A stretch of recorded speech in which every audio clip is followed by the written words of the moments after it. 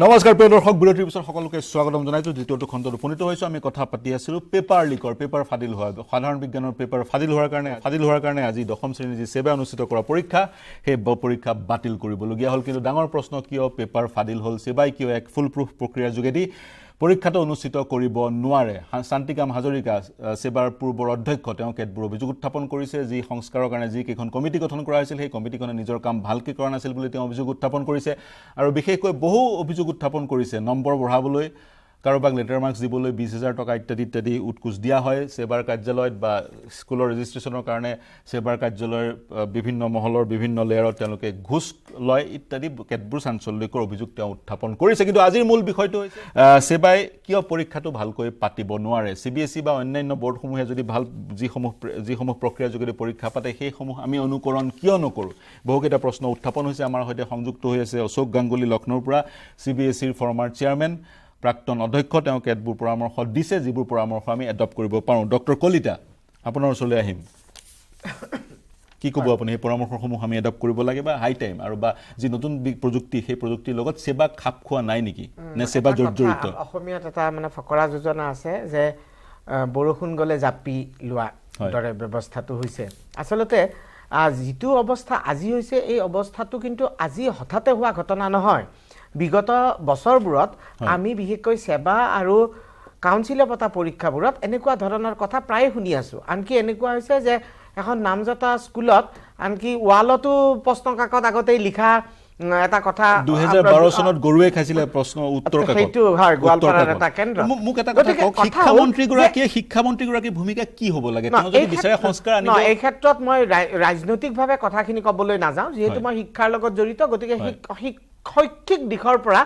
এই সমস্যাটো কেনেদৰে সমাধান কৰিব পাৰি তাতেহে গুৰুত্ব দিয়াৰ প্ৰয়োজনীয়তা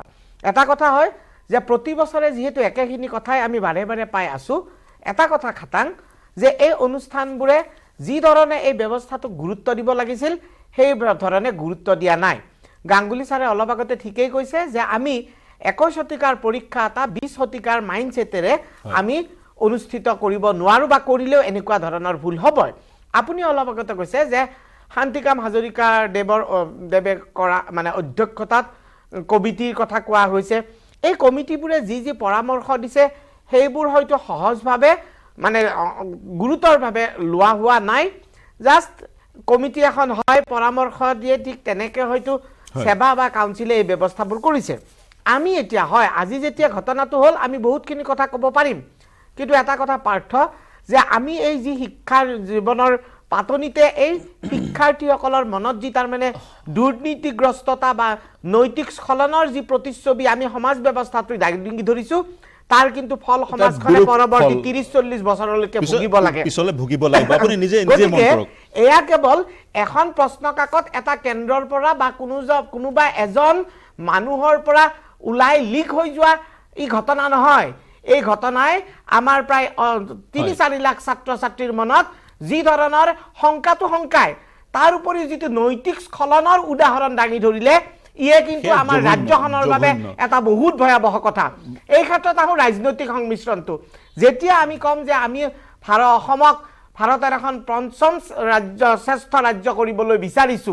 এনেকুৱা মাইণ্ডছেটেৰে আমি হ'ব পাৰিমনে এনেকুৱা মানসিকতা এনেকুৱা সামাজিক পৰিকাঠামোৰে আমি সেই অৱস্থা পামনে বা পালেও তাৰ মূল্য কি থাকিব হেহে আজি বহুতে কৈছে যে পদত্যাগ কৰিব লাগে কিবা কিবি মই ঠিক তেনেকুৱা কথা লৈ নাযাওঁ কাৰণ এই ব্যৱস্থাৰ মাজতে পদত্যাগ কৰিলে আমি সমাজ ব্যৱস্থাটো নহয় শিক্ষামন্ত্ৰী গৰাকী পদত্যাগ কৰিলে সমাধান নহয় কিন্তু প্ৰ'এক্টিভ হ'ব লাগে তেওঁ প্ৰ'এক্টিভ হ'ব লাগে আৰু সেবাক যি সংস্কাৰৰ প্ৰয়োজন সেই সংস্কাৰখিনি তেওঁ অনুষ্ঠান দুটাই যে বাৰে প্ৰতি হৈ থকা ভুল এটাৰ দুখী সাব্যস্ত কৰিব পৰা নাই আজিলৈকে সেইটোহে এটা গুৰুতৰ কথা মহসিন আমাৰ সৈতে সংযুক্ত হৈ আছে কংগ্ৰেছৰ মহসিন এনএছইৰ তেওঁ মিডিয়া কমিটিৰ চেয়াৰপাৰসন মহসিনৰ গৱেষক ছাত্ৰ গুৱাহাটী বিশ্ববিদ্যালয়ৰ ৰসায়ন বিজ্ঞান বিভাগৰ তেওঁ গৱেষক ছাত্ৰ মহসিন প্ৰথম কথাটো হৈছে ছাত্ৰ ছাত্ৰীসকল যিসকল দশম শ্ৰেণীৰ ছাত্ৰ ছাত্ৰী তেওঁলোকৰ মনত কেনে ধৰণৰ চিন্তা আহিব তেওঁলোকৰ পৰীক্ষা যিটো প্ৰতিষ্ঠানে অনুষ্ঠিত কৰে সেই প্ৰতিষ্ঠানটো এনে ধৰণৰ সেই প্ৰতিষ্ঠানটোৰ এটাৰ পিছত আনটা বিসংগতি আৰু সেই প্ৰতিষ্ঠানটোৰ ময়মতালি এই প্ৰতিষ্ঠানটো এটা পৰীক্ষা যিটোৰ একমাত্ৰ দায়িত্ব হৈছে পৰীক্ষা অনুষ্ঠিত কৰা অন্যান্য দায়িত্ব কিছু অনুষংগিক দায়িত্ব আছে কিন্তু অন্যতম এটা দায়িত্ব হৈছে পৰীক্ষা অনুষ্ঠিত কৰা সেই কামটো তেওঁলোকে ভালকৈ কৰিব নোৱাৰে হয় উপৰোক্ত ছাৰে কথাখিনি খুব ধুনীয়াকৈ কৈছে নৈতিক স্খলন হৈছে তো সেই প্ৰসংগত মই এটা কথা ক'ব বিচাৰোঁ আগৰ আলোচনাখিনি কি হৈছে গোটেইটোত নাছিলোঁ মাজতে সোমাইছোঁ যিহেতু ইথিকেল ভায়োলেন্স যিটো হৈছে আৰু সেই ইথিকেল ভায়োলেন্স হোৱাৰ কাৰণে ইথিকেল ভায়োলেন্স সেই ethical violence sooner or later it will be expose এটা কথা আছে কিন্তু সেইটো আজিলৈকে এক্সপ'জ হোৱা নাই আৰু সেই এক্সপ'জ কৰিব পৰা নাই কাৰণে আপুনি যদি চাই ৰণোজ পেগু ডাঙৰীয়া যিটো যেতিয়া তেওঁ প্ৰথম সাক্ষাৎকাৰটো দিছিলে শিক্ষামন্ত্ৰী হৈ পেলাই তেতিয়া মই নিজে আমি বিৰোধী দলক ৰিপ্ৰেজেণ্ট কৰিছোঁ যদিও মই নিজে লিখিছোঁ অসমে হয়তো এজন ভাল শিক্ষামন্ত্ৰী পাব কিন্তু তেওঁ এটা সময়ত নেতা আছিল আজিৰ দিনত বহুত ডাঙৰ নেতা আছিলে কিন্তু আজিৰ দিনত কি হ'ল তেওঁৰ যিটো ভূমিকা হ'ব লাগিছিলে এজন শিক্ষামন্ত্ৰী হিচাপে আমি সৰু এটা শিক্ষা বিভাগক কিবা এটা এনাউন্স কৰিব লাগে কিবা এটা টুইট কৰিব লাগে সেই বস্তুটো কোনে কৰি আছে আজি যিটো কাম শিক্ষামন্ত্ৰীয়ে কৰিব লাগিছিলে শিক্ষামন্ত্ৰীৰ কামখিনি কৰি আছে মুখ্যমন্ত্ৰীয়ে আৰু মুখ্যমন্ত্ৰী আপুনি চাব গোটেই বস্তুটোত গৃহ বিভাগ সেৱাক ঠিক কেনে কৰিব হেতু কক গৃহ বিভাগ তাত দুটা বিভাগ জড়িত হৈ আছে তাত গৃহ বিভাগো জড়িত হৈ আছে তাত আপোনাৰ শিক্ষা বিভাগো জড়িত এই গোটেই বিষয়টো সেৱাৰ লিকৰ গোটেই বিষয়টো কাৰণ আমাৰ কুৱেশ্যন পেপাৰখিনি ক'ৰ পৰা যায় এডমিনিষ্ট্ৰেশ্যন কোন জড়িত হৈ আছে তাতে পুলিচ জড়িত হৈ আছে পুলিচ জড়িত হৈ আছে মানে আপুনি এতিয়া আমি সঘনাই দেখোঁ সিদিনা যেতিয়া আমি প্ৰথমতে শিক্ষামন্ত্ৰীক দাবী কৰিছিলোঁ বা আমি যেতিয়া সেৱাক মেমৰেণ্ডাম দিছিলোঁ আমি যেতিয়া প্ৰেছ ৰিলিজ দি পেলাই জনাইছিলোঁ যে আমাৰ এইখিনি দাবী বা আমি ছাত্ৰ সংগঠনে বা অসমৰ বিভিন্ন ধৰণৰ যি আপোনাৰ ৰাজনৈতিক অৰাজনৈতিক ছাত্ৰ সংগঠনৰ দাবী এইখিনি দাবী আপোনালোকে ফুলফিল কৰক আপোনালোকে শিক্ষা ব্যৱস্থাটো কেনেকৈ লওক সেৱাৰ সংস্কৰণ এনেকৈ হ'ব লাগে অসমৰ শিক্ষা জগতৰ যিখিনি মানুহ আছে তেওঁলোক আছে যিখিনি ইউনিভাৰ্চিটিৰ হওক কলেজৰ হওক প্ৰফেচাৰ হওক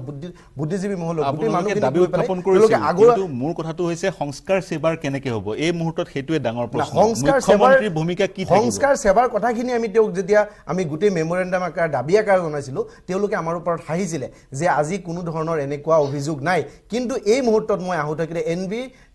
আসাম লাইভ 24 এটা নিউজ বাজি আছে 30 মিনিটৰ বা 30 ছেকেণ্ডৰ এটা বাইট বাজি আছে যে তাতে তিতাবৰত এটা চেণ্টাৰত তেওঁলোকে কি কৰিছিলে সেই শিক্ষকজনৰ ছাত্ৰই তেওঁ কুৱেশ্যন পেপাৰ পাইছিলে আৰু যেতিয়া তেওঁলোকে ৰসায়ন বিজ্ঞানৰ কুৱেশ্যন পেপাৰ পাইছিলে কুৱেশ্যন পেপাৰ পোৱাৰ পিছত সেই পেপাৰটো আপোনাৰ 15 নম্বৰৰ বাবে 30,000 টকা ফুল কুৱেশ্যন পেপাৰটোৰ বাবে আপোনাৰ 15,000 টকা তাৰপিছত কি হ'ল আপুনি জাভেদৰ হাতলৈ ৰসায়নৰ কুৱেশ্যন পেপাৰ আছিল দাদৰ সিং আজি কিছুদিনৰ আগতে তাৰপিছত মই নিজে ৰসায়ন বিজ্ঞানৰ ছাত্ৰ বা ৰসায়ন বিজ্ঞানৰ গৱেষক ছাত্ৰ মই গোটেই পেপাৰটো দেখিছোঁ একেটা পেপাৰ যেতিয়া আমি সেই কথাটো জনাইছিলোঁ শিক্ষামন্ত্ৰী সেইটোক ইগনোৰ কৰিলে শিক্ষামন্ত্ৰী ইথিকেলি তেওঁলোকে সেইটোক ইম্পৰ্টেন্স যিটো দিব লাগিছিলে বা সেই একশ্যনটো নোলোৱাৰ কাৰণে আজি পুনৰবাৰ সেইটো হ'ব পাৰিলে আজি পুনৰবাৰ 30 তাৰিখে যেতিয়া পৰীক্ষা তেওঁলোকে ডেট ঘোষণা কৰিছে তাৰ আগদিনা যদি কোনোবা আকৌ মিছাতে এখন পেপাৰ বনাই পেলাই পাব্লিছ কৰে সেইদিনা তেওঁ পুনৰবাৰ তেওঁ ক'ব নেকি যে মই আকৌ এক্সামটো নাপাতো আকৌ বাতিল কৰিম তেনেধৰণৰ যিবোৰ বিসংগতি আছে আৰু এটা বস্তু চাব চৰকাৰ পক্ষৰ এটা গভীৰ ষড়যন্ত্ৰ আছে সেই ষড়যন্ত্ৰটো হ'ল কি আপুনি যদি 2014 বা 16 চনৰ পিছত দেখা পায় প্ৰতিটো ছেকশ্যন তেওঁলোকে যেতিয়া বিফল হয় তেতিয়া কি হয় তেওঁলোকে পইচাৰ কাৰণে যেতিয়া চলাব নোৱাৰে বা বিভিন্ন ধৰণৰ কথা আহি যায় বিফলতাৰ দায়িত্ব তেওঁলোকে নিজৰ হাতৰ পৰা হাৰিবলৈ তেওঁলোকে কৰ্পোৰেট গোষ্ঠীৰ বণিক গোষ্ঠীৰ প্ৰাইভেট চেক্টৰৰ হাতত গতাই দিয়ে কিন্তু আমাৰ সেৱা আমাৰ আবেগ আছে এটো কোনোবা যদি আপুনি ক'ব বিচাৰিছে ষড়যন্ত্ৰমূলকভাৱে সেৱাক ধ্বংস কৰিবলৈ নামিছে আসাম যাতে ব্যক্তিগত খণ্ডৰ বিদ্যালয়সমূহ লাভান্বিত হয় ব্যক্তিগত খণ্ডৰ বিদ্যালয়সমূহ লাভান্বিত হয় আৰু তেওঁলোকে যিহেতু আপোনালোকে জানেই ওৱান নেশ্যন থিয়ৰী বিলিভ কৰে আৰু আমি যিটো ডিচেন্ট্ৰেলাইজ কথা কওঁ তেওঁলোকে ডিচেন্ট্ৰেলাইজেশ্যনৰ কথা ওপৰত বিলিভ নকৰে ডিচেন্ট্ৰেলাইজেশ্যনত যদি বিলিভ কৰিলে হয় তেতিয়াহ'লে হিমন্ত বিশ্ব শৰ্মাই নিজে সৰু সৰু বস্তু টুইট নকৰে মন্ত্ৰীজনৰ যি দায়িত্ব বা বিভাগীয় কৰ্তৃপক্ষৰ যি দায়িত্ব সেই দায়িত্ব তেওঁ নিজে মুখ্যমন্ত্ৰী গোটেই নিজে বস্তুবোৰ যেনেকৈ নিজে এক্সপ'জ কৰিব বিচাৰে আপুনি ক'ব বিচাৰিছে নেকি এক দেশ এক পৰীক্ষাৰ ফালে অগ্ৰসৰ হৈছে হয় সেইটো হ'লে ডেফিনেটলি তেওঁলোকৰ সেই বস্তুটো আছেই আৰু তেওঁলোকে সেই বস্তুটোৰ কাৰণে তাৰ কাৰণে কাৰ ক্ষতি হ'ব সেই বস্তুটো হ'ব গ'লে যেতিয়া NTR নিচিনা এজেঞ্চি হাতত যেতিয়া বস্তুবোৰ ঘটাই দিব তেতিয়া আমাৰ গাঁৱে বাবা যিবোৰে খাটি খোৱা আমি মানুহ আৰু যাৰ আমাৰ যিটো দৰিদ্ৰ পৰিয়াল তেওঁলোকে যেতিয়া 4 গুণ 5 গুণ বেছি মাচুল দি পেলাই তেওঁলোকে শিক্ষাৰ কাৰণে তেওঁলোকে শিক্ষাৰ ল'ব লাগিব যেতিয়া তেওঁলোকে এক্সামিনেশ্যন ফি ভৰ্তি কৰিব লাগিব তেতিয়া কাৰ হ'ব আৰু এটা কথা চাব সেৱা এটা আপোনাৰ ওচৰলৈ বিশেষকৈ শিক্ষাৰ ব্যক্তিগত শিক্ষা খণ্ডটোক ব্যক্তিগতকৰণ কৰাৰ এক প্ৰয়াস ষড়যন্ত্ৰমূলকভাৱে ক'ব বিচাৰিছে আপুনি কি ক'ব সেইটো আপুনি যদি চাই যে সেবাৰ প্ৰতিটো বছৰে পেপাৰ আউট হয় তাৰ পিছতো তেওঁলোকে কোনো এটা ষ্ট্ৰিক্ট একচন আজিলৈকে লোৱা নাই তো তাৰ পৰা আপুনি কি বুজিব যে আমাৰ যেটো জাতীয় অনুষ্ঠান সেবা এসএক এই দুটা ধ্বংস কৰি যে সিবিএসই লৈ গৈ আছে নেকি আমি এটো বিৰোধিতা কৰা নাই যে মানে কেন্দ্ৰীয় যেটো আপোনাৰ কেন্দ্ৰীয় বোৰ্ড আমি কেন্দ্ৰীয় বোৰ্ডৰ বিৰোধিতা কৰা নাই কিন্তু আমাৰ যেটো ৰাজ্যিক বোৰ্ড আছে সেবা আৰু এসএক ইয়াতে আমাৰ হাজাৰ হাজাৰ ল'ৰা ছোৱালী পঢ়ি আছে আমি এওঁলোকৰ জীৱন ধ্বংস কৰি আমি হেতু বিচৰা নাই আৰু তাৰ পিছত আপোনাৰ এটা কথা যদি সেন্ট্ৰেল বোৰ্ড অফ সেকেন্ডাৰী এডুকেশনে ফুল প্ৰুফ এটা সিস্টেম দিব পাৰে নিকা সিস্টেম দিব পাৰে আৰু অসমীয়াত শিক্ষা গ্ৰহণ কৰাৰ এক পদ্ধতি তেওঁলোকৰ থাকে সেন্ট্ৰেল বোৰ্ড অফ সেকেন্ডাৰী এডুকেশনক আমি গ্ৰহণ কৰাৰ আপত্তি কি থাকিব পাৰে কাৰণ সেবাই যেটো পঢ়াই নাই নাই তেতিয়া পৰা নাই কিন্তু সেবাই লগ এটো দায়িত্ব আমাৰ এটা শিক্ষা মন্ত্ৰী আছে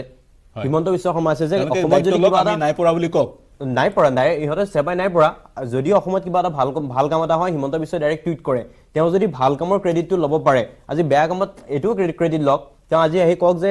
আমাৰ শিক্ষামন্ত্ৰীৰ বিফলতা হৈছে যে তেওঁ পদত্যাগ কৰক তেওঁ আজি গৈ কৰ্ণাটকত পলিটিক্যাল মিটিং কৰি থাকিবলগীয়া কথা নাই তেওঁতে স্পষ্ট কক যে শিক্ষামন্ত্ৰীয়ে পদত্যাগ কৰক যেটো তেওঁ দায়িত্ব ল'ব পৰা নাই প্ৰতি বছৰে একাটা বস্তুৱে লিকেজ হয় সেই লিকেজটো এটা কোড হয় তেওঁলোকে এটো উলিয়াব পাৰিব লাগিব মই পুনৰ চলাই আহিম অশোক গাংগুলী আমাৰ সৈতে সংযুক্ত হৈছে লক্ষ্ণৌৰ পৰা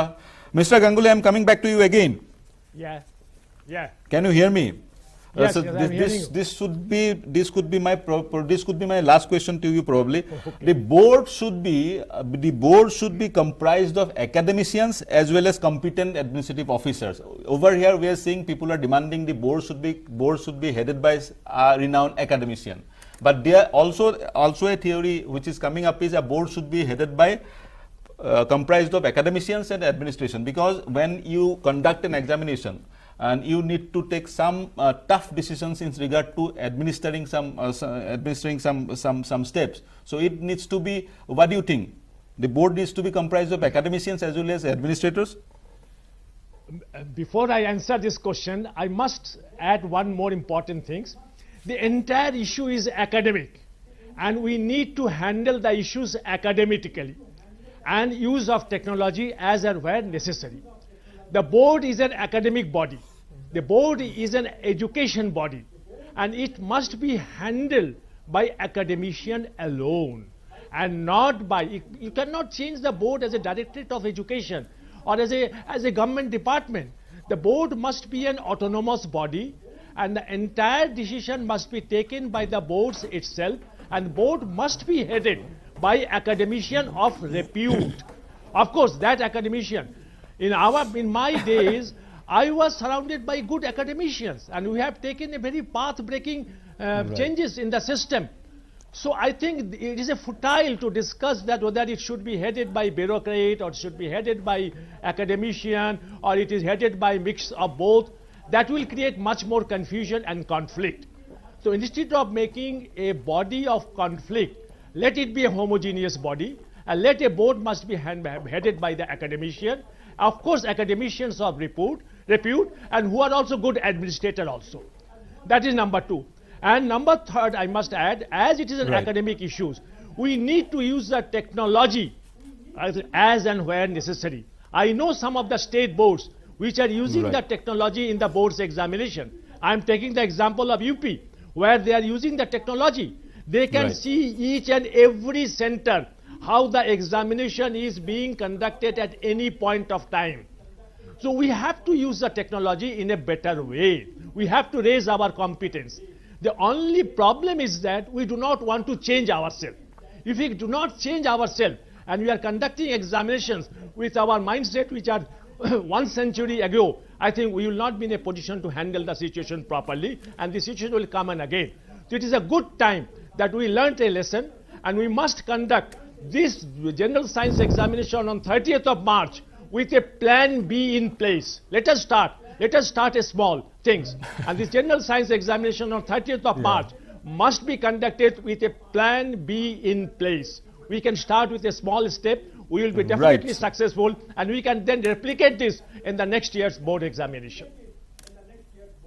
Right, sir. আমাৰ হাতত প্ল্যান বি থাকিবই লাগে মাৰ্চৰ 30 তাৰিখৰ পৰীক্ষাটো তেওঁ Ashok Ganguly former chairman CBSE অতি গুৰুত্বপূৰ্ণ এক পৰামৰ্শ দিছে মাৰ্চৰ 30 তাৰিখৰ পৰীক্ষাটো আমি প্ল্যান বি এটা ৰাখি কৰো প্ল্যান বি প্ৰয়োজন নহবও পাৰে মাৰ্চৰ 30 তাৰিখে বা প্ল্যান বি যেতিয়া কৰা হয় প্ৰতি বছৰে প্ল্যান বি প্ৰয়োজন নহবও পাৰে কিন্তু যেতিয়া প্ল্যান বি প্ৰয়োজন হ'ব তেতিয়া ছাত্ৰ ছাত্ৰীসকল উপকৃত হ'ব আৰু উত্তৰ প্ৰদেশত যদি প্ৰতিটো পৰীক্ষা কেন্দ্ৰক মনিটৰ কৰিব পাৰি ৰিমোটলি অসমত কিয় নোৱাৰি উত্তৰ প্ৰদেশত 36 লাখ পপুলেশ্যন আছে অসমত 3.5 লাখ পপুলেশ্যন গতিকে স্বাভাৱিকতে অসমত যদি 4 লাখ পৰীক্ষাৰ্থী অৱতীৰ্ণ হয় দশম শ্ৰেণীত উত্তৰ প্ৰদেশত তাতকৈ আৰু 10-12 গুণ বেছি পৰীক্ষাৰ্থী অৱতীৰ্ণ হ'ব গতিকে উত্তৰ প্ৰদেশত যদি পৰা যায় অসমত কিয় নোৱাৰি এই মুহূৰ্তৰ এইটোৱে ডাঙৰ প্ৰশ্ন মই এটা বিৰতি ল'ব লাগিব বিৰতিৰ পিছত পুনৰ এই আলোচনা আগবঢ়াই লৈ যাম